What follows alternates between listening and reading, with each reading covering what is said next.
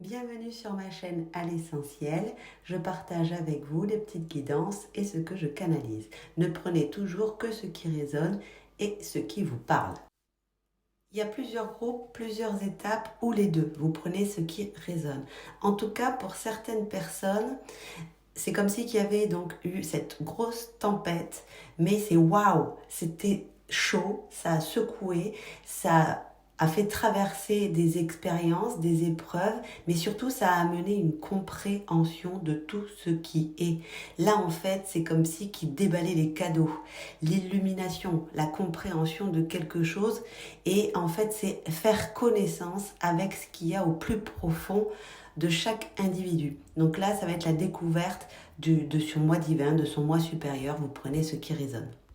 Pour le deuxième groupe, ils sont toujours dans la tempête, ils sont toujours basculés, ballottés d'un côté ou de l'autre, et c'est toujours dur parce qu'en fait, ils sont dans la résistance, ils sont dans la non-acceptation de ce que la vie leur propose. Alors que si en fait vous acceptiez juste les expériences comme elles sont, et surtout votre rythme, puisque vous voulez passer des étapes, mais vous n'avez pas encore fait l'étape d'avant en fait.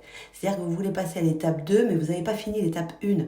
Et du coup, vous êtes en dualité avec le cycle naturel de votre corps, de votre évolution et de la vie surtout.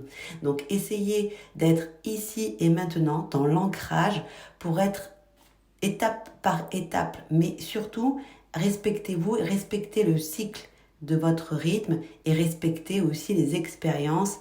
Quoi qu'il arrive, même si vous ne la voulez pas, la tempête, elle est là. Donc, il faut arrêter d'être dans la résistance de tout ce qui est parce que ça ne vous convient pas. Donc, acceptez, ancrage, et ça vous permettra de passer à l'étape suivante. Pour la troisième étape, la tempête est passée. Sauf que, au lieu de passer à l'étape suivante, ils sont en train d'étirer en fait l'événement passé dans le présent. Parce qu'en fait, ils sont en mode victime, en mode compétition avec l'extérieur, en disant oui mais tu comprends, moi j'ai traversé ça, c'est pire, et toi t'as traversé ça, mais moi j'ai traversé ça. Ils sont en fait en mode victime et surtout ils sont en train de continuer à donner de l'importance à l'événement en fait. Du coup, ils sont en train de le faire gonfler et de lui donner de l'ampleur. Alors que le conseil, c'est stop, arrêtez. L'événement est passé, il n'y a pas de compétition, arrêtez d'alimenter les épreuves et les négatifs. Vous pouvez aider l'extérieur avec les expériences que vous venez de traverser, mais justement, au lieu d'être en compétition en mode victime, donnez les solutions que vous avez mis en place pour pouvoir traverser cette tempête et vous vous êtes mis à l'abri. Donc essayez de donner des conseils plutôt que d'alimenter en fait des choses négatives parce que déjà ça va vous aider à intégrer toutes les expériences que vous venez de faire. Parce que c'est ça, quand on transmet, quand on échange, quand on partage, du coup, ça aide les autres, bien entendu, et ça aide aussi soi-même, puisque du coup, vous allez intégrer tous les apprentissages qu'il y avait dans ces expériences à comprendre et à mettre en place.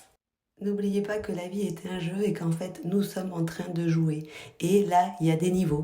Dans chaque jeu et dans chaque vie, on a des niveaux pour atteindre justement le but final du jeu avec l'évolution qu'on est venu incarner.